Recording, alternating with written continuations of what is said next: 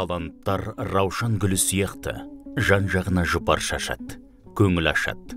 Шерхан Мұртаза. Ербол Исләмұлы да дәл сондай айналасына мейірім шуағын шашқан талант еді. Оны ұлт, тіл жанашыры, білім саласының қара нары ретінде таныдық. Жақсы кітап жан азығы дегендей, Ербол Исләмұлы мектеп оқушылары мен ұстаздардың кітап оқуына қатты мән беретін. Өзі де кітапты әр сөздің астын сызып тұрып оқитын еді. Бір ел, бір кітап республикалық акциясы аясында мектепте де жаппай кітап оқу үрдісі қалыптасты. 2012 жылы Оралхан Бөкейдің «Қайдасың қасқа құлыным» повесін оқып, мәжіліс залында кең ауқымда талдауға мұрындық болды. Шығарманы талдау барысында оқушыларға жаттандылықтан гөрі өмірмен байланыстырғызып, өз пікірлерін көп айтқызатын. Оралхан Бөкей шығармаларының тілі жазушының туған жерінің табиғатындай көркем. Бір шығармасын оқысаң, қазақ тілінің сұлулығына тамсанасың. Басқа да шығармаларын оқыңдар деп оқушыларды кітапханаға шақыратын. Ал 2013-2014 жылдары оқушылар мен ұжымға Абайдың қара сөздері мен Абай жолы роман эпопеясын жаппай оқытты. Әр кабинеттің қабырғасына қара сөзден үзінді келтіріп білгізіп, көз алдарыңда тұр, жаттаңдар дейтін.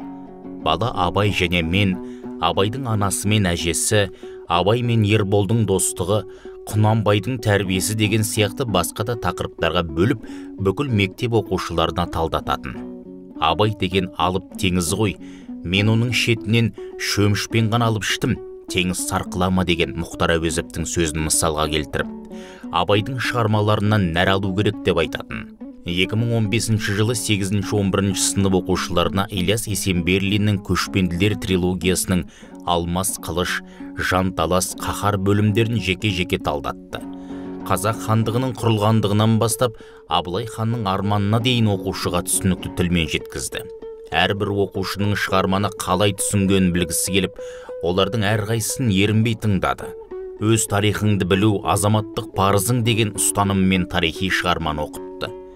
Кітапты 100 оқушы оқып, соның 10-ы іліп алып, түйсініп, жан дүниесімен сезінсе, соның өзі жетістік.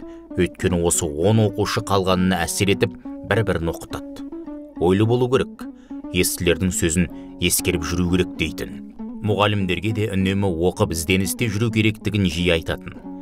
Мұғалімнің өзіндік даму жоспарын жасатып, оқитын әдебиеттер тізімін ұсынатын.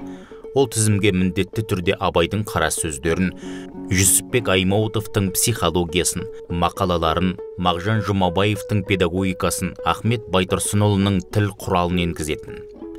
Осы әдебиетті өздерің міндетті түрде оқып, қалған тізімді шығармашылықпен толықтырыңдар. Қазір шетелге еліктеп, шетелдік авторлардың кітабын оқып, солардың ұстанымдарын басшылыққа алу сәнге айналды. Оған қарсы емеспін, өзімде оқимын. Бірақ сол ой, сол қазына өзімізде де бар емес пе?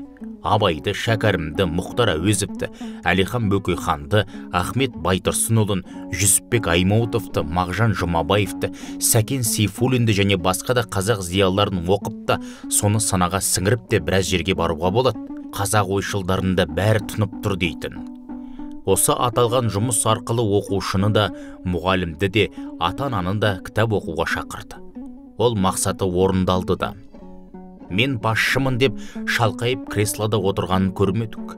Үнемі ұжыммен, оқушылармен бірге жүретін. Оқушылардың барлығын жақсы көріп, оларға жанашырлықпен қарайтын. Әр оқушы туралы толық ақпаратты біліп отыратын. Сынып жетекшісімен сөйлескенде әрбір оқушының жағдайынан хабардар болып тұратын. Оқушылардың барлығын есімдермен атайтын. Ұстаз ретінде Абайдың қара сөздерін жан тәнімен түсіндіріп, қазақ тілінің заңдылықтарын оқушыларға шеберлікпен үйрететін. 90 соңында әр сыныпты мәжіліс залына жинап, оқушылар қай пәннен нешеге қорытылды, неден қиналды, соны анықтап, келесі 90-ға мақсат қоятын. Ұжымды жай ғана басқармай, шығармашыл, жан-жақты болуға өзі бірінші үлгі болып жүріп, ықпал ететін, керек кезінде қолдауын да аямайтын. Жыл сайын 5 қаңтарда оқушылар қысқы демалыста болса да, мектебімізде Қайым Мұхамедхановтың туған күніне арналған шаралар дәстүрлі түрде өтетін. Бұл игі дәстүр әлі де жалғасын тауып келеді. Қайымның қайсарлығы, адалдығы, адамгершілігі жастарға, сендерге үлгі-өнеге болу керек. қайым абақтыда қандай азап көрсе де, қасақана қинаудың қандай сатысынан өтсе де, турашылдығынан таймай, өр мінез көрсетіп, ұстазы Әуезовті сатпай, ұлтының болашағын ойлады. Қарабасының қамынан ұлтының мүддесін жоғары қойды. Міне, сендерге үлгі тұтатын, еліктейтін нағыз нартұлға дейтін еді. Мектепте әр дүйсенбіде өтетін саптық жиында оқушыларға тәлімді сөз айтатын. Қазақ баласын 3 ауыз сөзбен тәрбиелеген. Ол ұят болады, жаман болады, обал болады. Ұят болатын, жаман болатын істерден аулақ болыңдар, обал болады дегенге ойланыңдар деп оқушылардың құлағына құятын. Мұғалімдермен өткізілетін әр жиналыста өзі оқылған кітаптармен бөлісіп, газет журналдарын арқалап, дайындалып келетінде. Мұғалім деген үнемі оқып дамып отыру керек, ізденуін тоқтатса тоқырайды дейтін.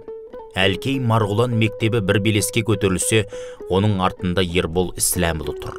Мектеп Марғұлан есімін еленгендіктен, Әлкей Марғұлан туралы әр кабинетке бүкілет әзірлетіп оқушыларға таныстырудан жалықпайтын. Әлкей Марғұлан маршының сөзін жазып оқушылармен бірге шырқайтын. Марғұлан журналын шығарып балаларды шығармашылыққа баулыды.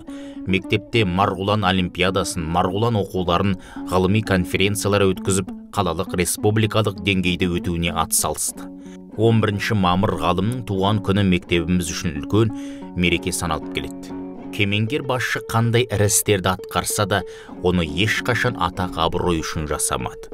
Мұғалімдерді басшыға жалпылдамауға, жалтақтықтан ада болуға шақырды. Алдымнан елпектеп шығып, аға деп күліп амандасып, жағамын деп ойламаңдар.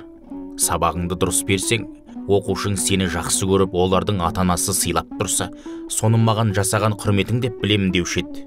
Ербол аға да қазақ баласы білімді болсын, өссін деген бірақ мақсат болды. Осы жолда аянбай еңбектенді. Айналасында да адалдықтың, парасаттылықтың үлгісін көрсетті. Мұғалім де, оқушы да, ата-ана да жақсы көріп, сыйлады. Бұл өмірден өтсе де, Ербол ағаны білетін адамдардың оны ешқашан ұмытпайтыны сөзсіз. Қазаққа бергеннен әлі де берері мол еді.